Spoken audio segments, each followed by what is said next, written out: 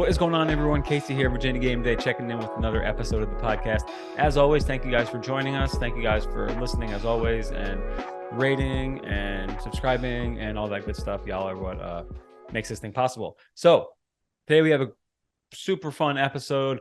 We've got Greg Madia coming on from the Daily Progress. We've done this a few times now. Before last season, he came on and gave us the skinny on UVA. You know, he's at practice. He's seeing this stuff. And there's some new conference realignment stuff that's come out in the last few hours. So I want to get his thoughts on that and a whole lot of other things. I want to see what the deal is with Tony Muskett. See the real deal, what's going on, and kind of get an outlook for the season from someone who's seeing it on a regular basis. So enjoy my chat with Greg, and thank you for listening. Go Hoos. So we are here with Greg Madia from the Daily Progress, UVA beat writer. Greg, thanks for jumping on with Virginia Game Day. Yeah, happy to do it, Casey. How you been? Pretty good, man. You know, it's baseball's winding down a little bit now. I'm starting to get the itch for football season, and it's come a little bit earlier than usual this year. Yeah, it's here. It's here. You know, whether you like it or not, football's here. Yeah, Virginia is starting off with quite the interesting game this year, going down to Nashville. You know, as far as Las Vegas is concerned, not expected to be the greatest of games, and I think Virginia fans kind of understand that. But what have you seen from Virginia's team so far this fall? You're there in person, kind of seeing these guys. Yeah, I think first and foremost, if you want to give a reason for Virginia fans to be optimistic about not only that game but this season, is I think the defense week in and week out is going to give them a shot to stay in games and be competitive. I look at what John Rodzinski did last year with largely the same personnel as the year before, defense that was not very good in 2021, and turned them into, you know, a very stout defense a season ago, right? Points per game lowered from 31 plus points per game given up in 2021 to 24 points per game given up last fall. I think that's a big improvement, and there's some things to build on there with that defense, especially when you think about how they can how much personnel they bring back in certain spots, particularly across the defensive line. Right. Between Chico Bennett, Cam Butler, Jameer Carter, Aaron Famui, the list kind of goes on and on. They've got 3-4 backups they can use. And I know the linebacker spot, they lose Nick Jackson, but I think James Jackson will be a more than serviceable guy to fill in and step into kind of that magnified role at the middle linebacker spot. Josh Ahern's experienced too. So as much as it hurts them to lose Nick Jackson, I think they're okay there. The question on defense is probably cornerback. Yeah. You know, given that Fentrell Cypress and Anthony Johnson are gone. But overall, I look at that defense and think they're going to keep them in some games that people probably think they shouldn't win or shouldn't be able to stay in. Yeah, I mean, last year they got put in so many bad spots, the defense, and it just felt different. UVA's defense felt more stable last year, and the numbers definitely show that. What do you think is going to be the projection at cornerback? It's tough that they lost Fentrell and that AJ went into the league, but where do you see them going? Yeah, they've got a couple of options. I think the most noticeable one is that Cohen King has slid from safety to corner. He slid there in the spring and has stayed there since. He said it was probably a week or so or before spring football began that Jerome Cox, the cornerbacks coach, defensive backs coach at UVA, had asked him, you know, would you be willing to try cornerback out? And they think, that the coaching staff thought he could be successful there. And Cohen said, sure. You know, he's played a couple of different spots throughout his career in the secondary at Virginia. Probably there isn't a spot he probably hasn't played yet in the secondary. So he's an option there. Sam Westfall from SMU, transfer. He's had a good camp. Malcolm Green brings with him some pedigree from coming over from Clemson. So there's a few options there. Keandre Walker is a freshman who's really impressed during training camp over the last 3 weeks or so. So I think he's one to watch. I don't know if he'll be a starter day one, but I know the coaching staff seems very high on him, and that stems back to, when they were recruiting him and thought he could be a good player. So I think those four are probably your four corner to keep an eye on. Whether or not they can be as dependable and reliable as Anthony and Johnson and Fentrell Cypress were, that's another question. But I think that's kind of your group of four you're looking at. Yeah, I know that we had another transfer we were kind of fans were hoping to see and rely on, transfer from North Carolina, but he ended up leaving after the spring game. Correct. Yeah, he left, and Kelly or then something. yeah, and then Tavon Kyle, who transferred in from Iowa State, they moved him from corner to safety after the spring, so some shuffling a little bit in that defensive backfield, but I think they'll be okay. And the thing about having that defensive line that I talked about is that group can help mask some issues for the secondary if there are worries about cornerback, right? If you can get home to the quarterback with four or maybe an extra blitz or five, that gives you more defenders in the back end to play against the pass if you're worried about corner. So and that group will be tested right away, right? Tennessee and that high-powered offense. They're gonna test those Virginia corners early and often, I'm sure. So the big question, of course, is on the offensive side of the ball.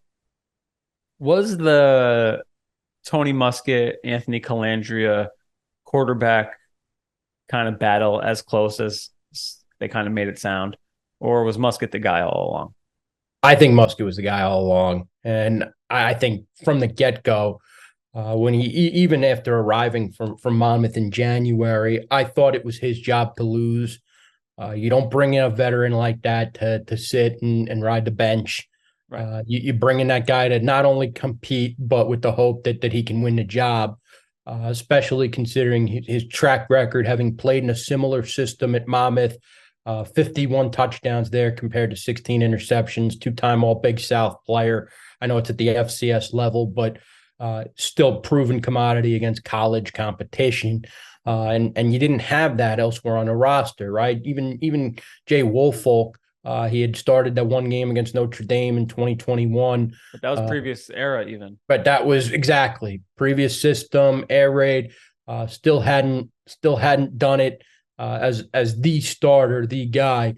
And then when you couple in that even during the spring when Woolfolk was around the football team, he was so limited in what he could do because you had to protect that right arm when he's throwing 96, 97 out of the bullpen for the Hoos, and Brian O'Connor needs him on a Friday night. You got to protect that arm.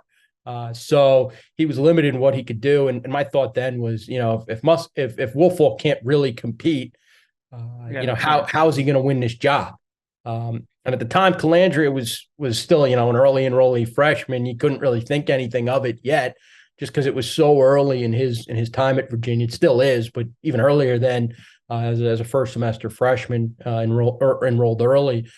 So I never thought it was that close. Then Woolfolk made the decision to just play baseball, and I think Calandria competed some during training camp, but I think it was Muskett's job to lose all along. They brought Muskett to media day. Not that means everything, but you don't bring a quarterback to media day who's in jeopardy of losing their job. I wouldn't think.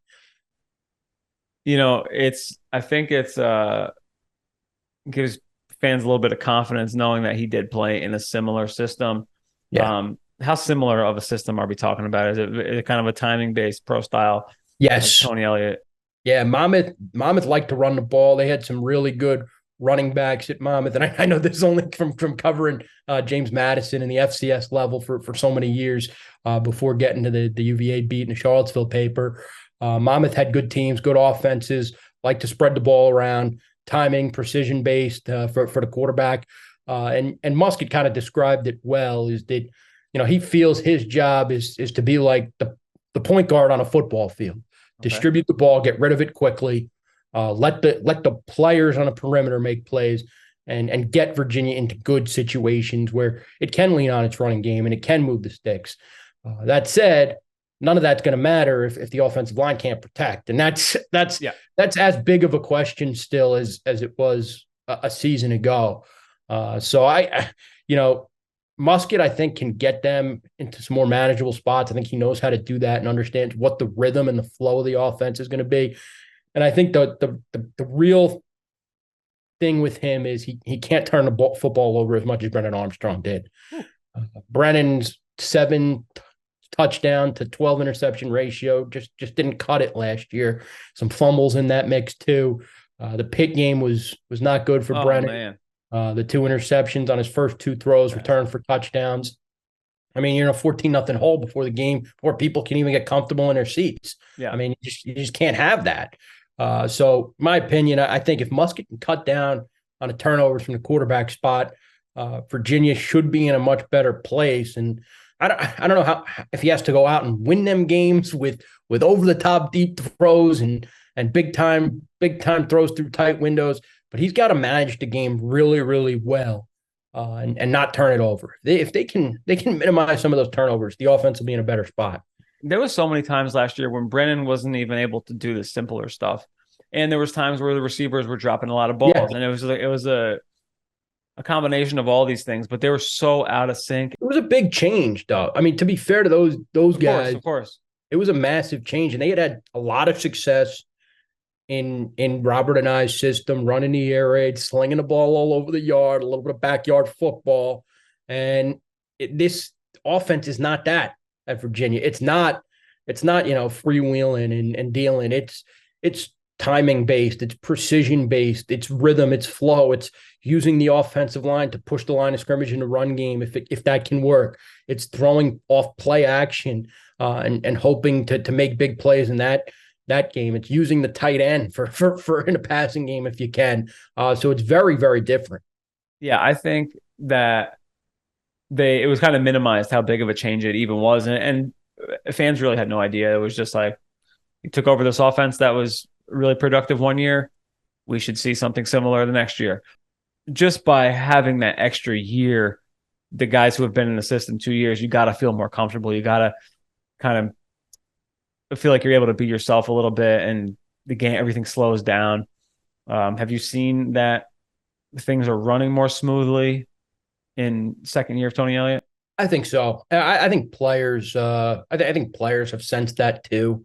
That just from doing so many reps and seeing so much film, the returning players, that they understand where they're supposed to go, what they're supposed to be, how it's supposed to look. So I think they're more comfortable in it, certainly, and I think they're bought in. I think that's a big deal. Is they can kind of see Tony Elliott's vision, both from an offensive point of view and culture point of view, team point of view. So I think that's certainly changed for the better for UVA. Now, will it result in explosive plays and outscoring people? We'll see come fall. People just want to see them competitive. That's really the big thing, because there was so many games last year where it didn't look like we could move the ball. Well, it's like, even if we get the ball again, I don't think we can move the ball down the field. So, when people start a new job, everything is moving so fast to start. You don't know where the water cooler is, and like you're in a new environment and everything's moving so fast. So if you think about these kids who are in a different system that was working and then having to go through that, there's one, everything's new and you're thinking all the time and you're not sure what's going on. Plus, you're in the back of your mind, you're like, why are we changing everything if everything was just working? So I think there's so many reasons with how last year went off the rails, and the fact that the players that are still here now, that means they bought in. Yeah, exactly. They had last year to see what it was, and are still okay with it. And I think one change that's probably set them up for maybe a little more success, and I'll be interested to see what it looks like once the games start. But Terry Heffernan, the offensive line coach, his background is pro style, right? He spent time in the NFL with the Buffalo Bills, Detroit Lions, knows what Des Kitchings and Tony Elliott want to do offensively from a run game perspective. I talking to Paris Jones, one of the running backs at Virginia, he had said, he had run a play in the spring that was a play they ran kind of over and over again in the fall, and it looked completely different just based on how the hole opened up. So I think his background maybe lends itself, Heffernan's background that is, to blending well, meshing well with what both Kitchings and Elliott want to do. What's your view on Coach Elliott? Do you think he feels more comfortable second year? I do, and I think players want to play for him. Mm-hmm. I had a couple players tell me in training camp that they think because of the way Elliott led them through, and I don't want to say through because they're still dealing with Right. the aftermath of the tragedy in November. Because of the way he handled the situation and the way he's treated them and the way he's tried to help them overcome such strong adversity, right? We overuse adversity a lot. We're talking about sports. This is real adversity, yeah. But this is real life adversity that they want to run through a brick wall. I think one of the players had said, I don't know if it was Paris Jones or somebody else who had said, he's the guy you lay it on the line for on Saturdays. And I think that's a strong indication of what the players feel about their head coach going into his second season at the helm. I think he's more comfortable too, just from a program point of view and being the head coach and knowing all the responsibilities that go along with it. So I would think he's in a much better spot, and players are happy to play for him as well. Yeah, they have a lot that kind of has bonded them together. Yeah, going into this new season. Plus, pretty much every preseason poll has them finish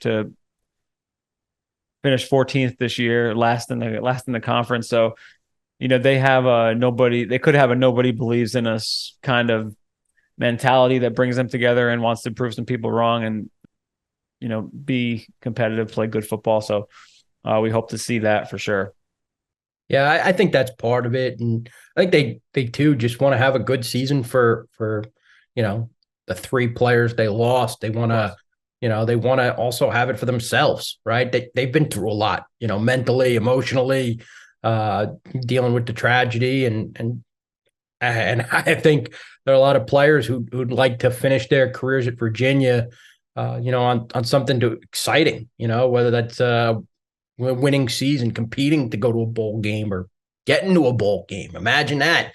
Yeah, that'd be some Hollywood storybook type stuff if the team can pull it together post tragedy and do something like that. Now, so I think they're from a team perspective, they're pretty bonded and pretty together, and I think that's a good thing going into a football season. I don't know if you could say that a year ago. so much change, so much up in the air, a lot of moving parts that are new to each other. I totally agree. Yeah, it'll be interesting to watch it play out. So some news coming out a couple hours ago. The ACC is back at the table here. ACC expansion, Cal, Stanford, SMU.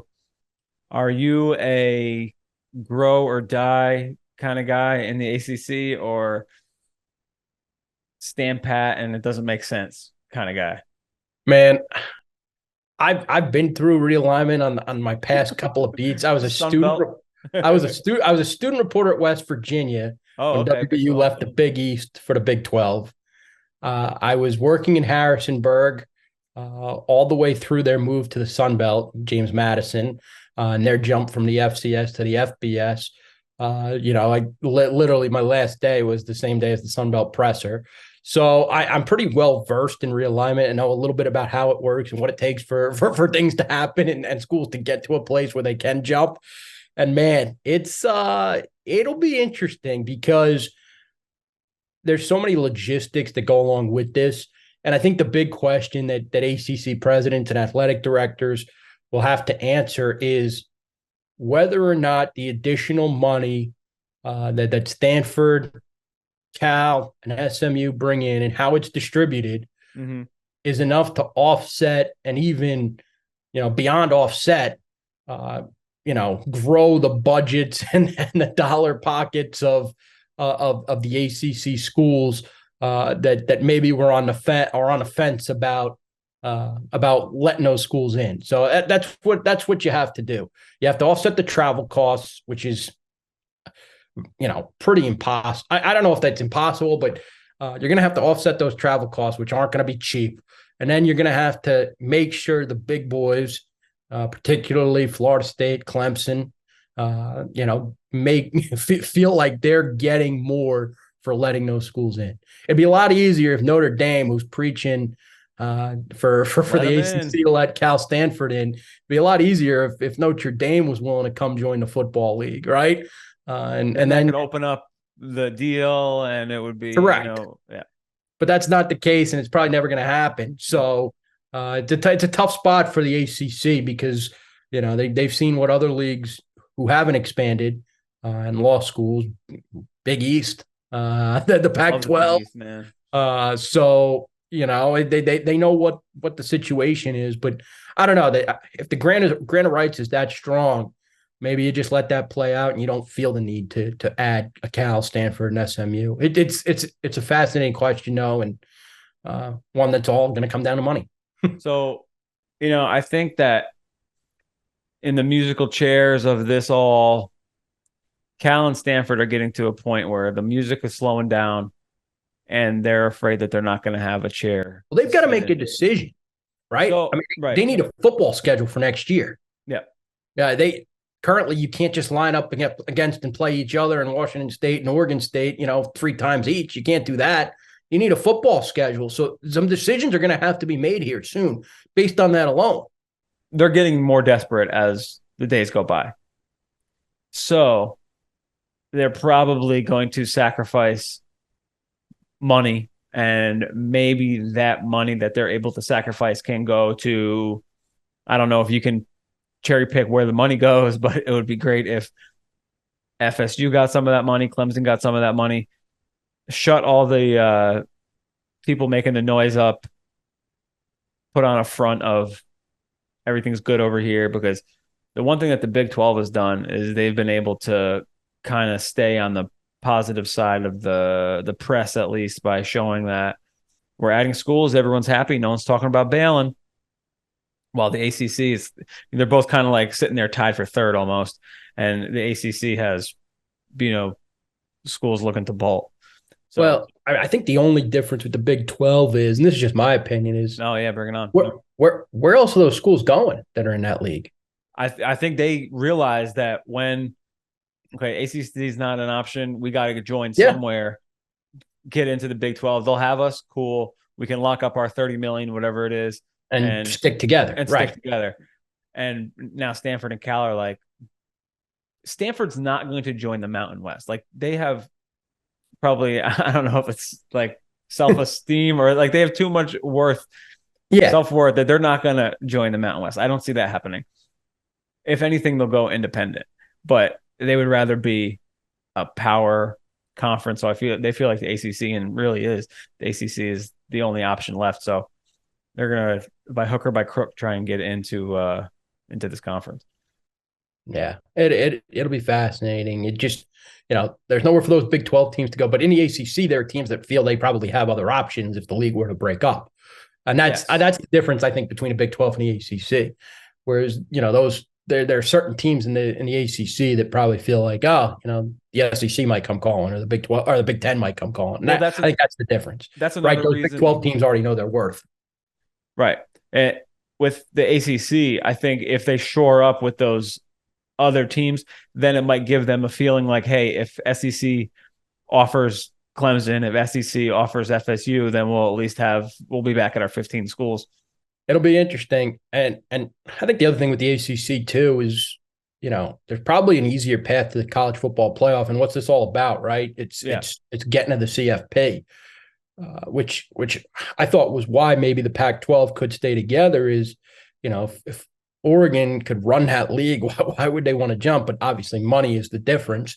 For the ACC, you ask that question, you think, if you can get it somewhere near compatible, or I don't know if you're even getting in the same ballpark as Big Ten and the SEC. But if you're Florida State or Clemson and you feel like you can run and dominate the league, Clemson has proven it can. Yeah. Why would you take that chance of going to the SEC or the Big Ten and having to really, really compete year in, year out with the big boys? You're not on that playing field right now where you have to face every game is every game is like a freaking playoff game.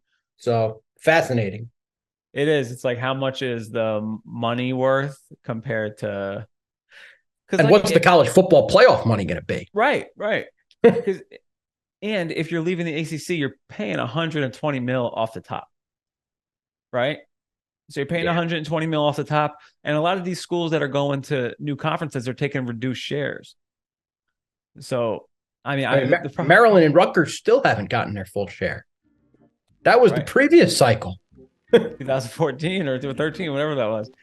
All right, Greg, thank you for talking today. It was always a good time as usual. I hope you have a good season, and I'll probably see you at some point at the Scott Stadium. Sounds good, Casey. Take care. You too, buddy.